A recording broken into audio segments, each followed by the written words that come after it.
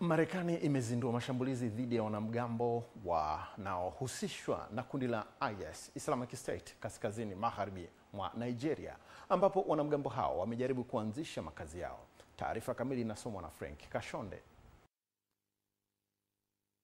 Kambi zinazoundwa na kundi hilo katika jimbo la Sokoto ambalo liko mpakani mwa Nigeria na Niger zimepigwa, kulingana na jeshi la Marekani, likiongeza kwamba tathmini ya awali ilionyesha vifo vingi. Rais wa Marekani Donald Trump alisema mashambulizi siku ya Christmas yalikuwa yenye nguvu na ya kifo, na aliita kundi hilo vionjo vya kigaidi, akisema limekuwa likilenga na kuua kwa ukatili hasa Wakristo wasio na hatia. Waziri wa mambo ya nje wa Nigeria Yusuf Maitama alisema kwamba ilikuwa operesheni ya pamoja na haikuwa na uhusiano wowote na dini fulani. Ameongeza kwamba mashambulizi hayo yalikuwa yamepangwa kwa muda fulani na yalitumia taarifa za ujasusi zilizotolewa na Nigeria. Pia hakutatua uwezekano wa mashambulizi mengine. Akizungumza wakati wa mashambulizi, alisema hayana uhusiano wowote na Christmas. Inaweza kuwa siku yoyote ni kuhusu kushambulia wanamgambo waliokuwa wakiua wa Nigeria. Serikali ya Nigeria kwa miaka kadhaa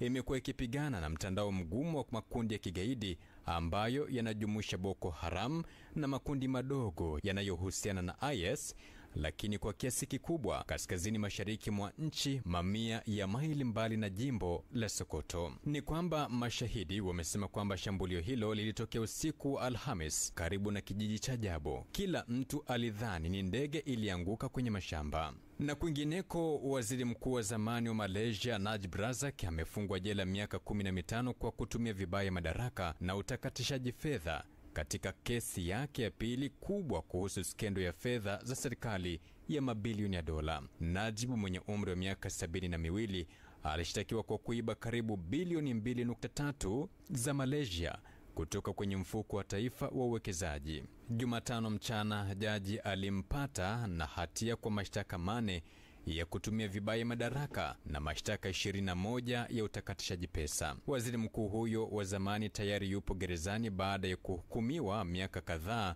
iliyopita katika kesi nyingine inayohusiana na pesa za nchi hiyo. Lakini waziri mkuu huyo wa zamani bado ana msingi wa wafuasi waaminifu ambao wanasema kuwa yeye ni mwathirika wa hukumu za waziwazi zisizo za haki na ambao wamejitokeza kwenye kesi zake wakitaka achiwe. Frank Kashonde, EATV.